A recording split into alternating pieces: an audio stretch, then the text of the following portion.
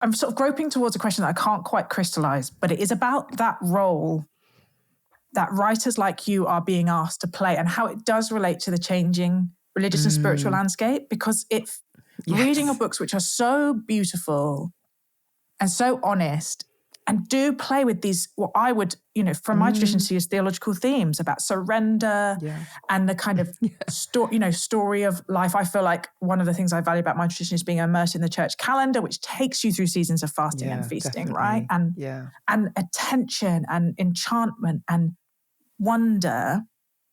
And I feel like those, centuries old wisdoms about what humans need and how we work used to be passed down very imperfectly and sometimes abusively, but generally well by religious communities. And so few people feel able to access those now.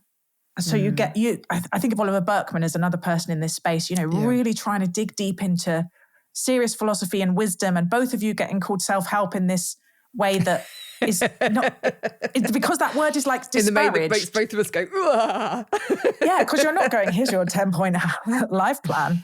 No. But yeah, because a couple of times reading your work, I was like, well, this is almost priestly. This is like, particularly around attention. Like, I think of a really good priest being like, come and see.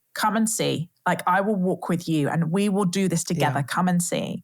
But as you say, you can't do pastoral care for a flock of readers or followers on Instagram. For like 500,000 people, which is how I sometimes feel every one of those 500, souls calling, like it's physical almost.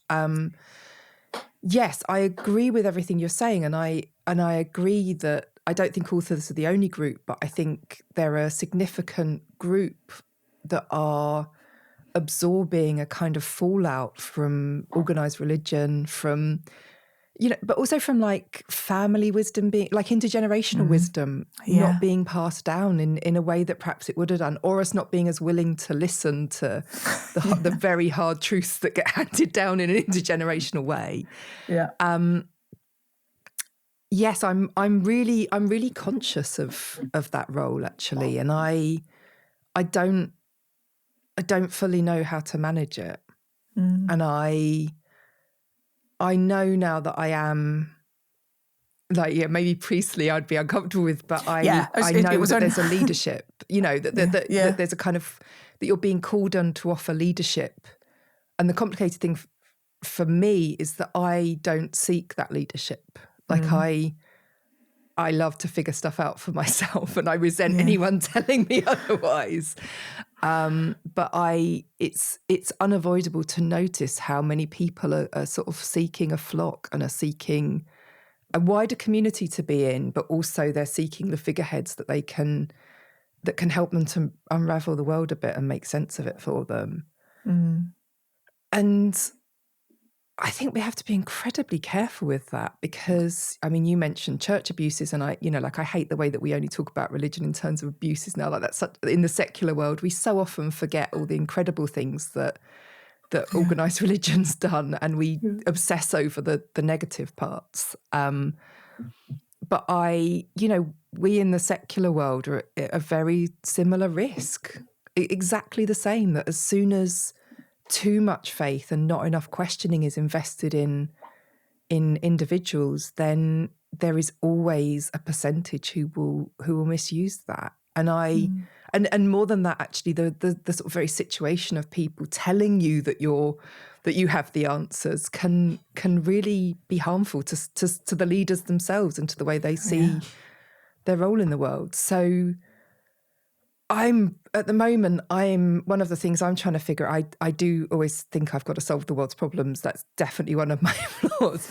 I'm trying to figure out how we who are in that position can work together as a peer group to understand this role better and to deport ourselves well within it, and to understand the boundaries of that and to make those really clear.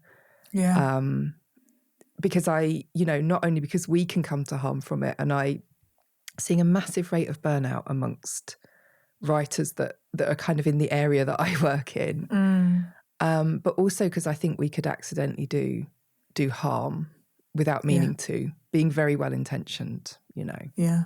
So yeah, it's a big question for me at the moment about what I can do to contribute to that. We need a kind of seminary for slightly kind of, you know, spiritual toned writers who kind of find themselves in leadership positions that they didn't intend to get into, I think.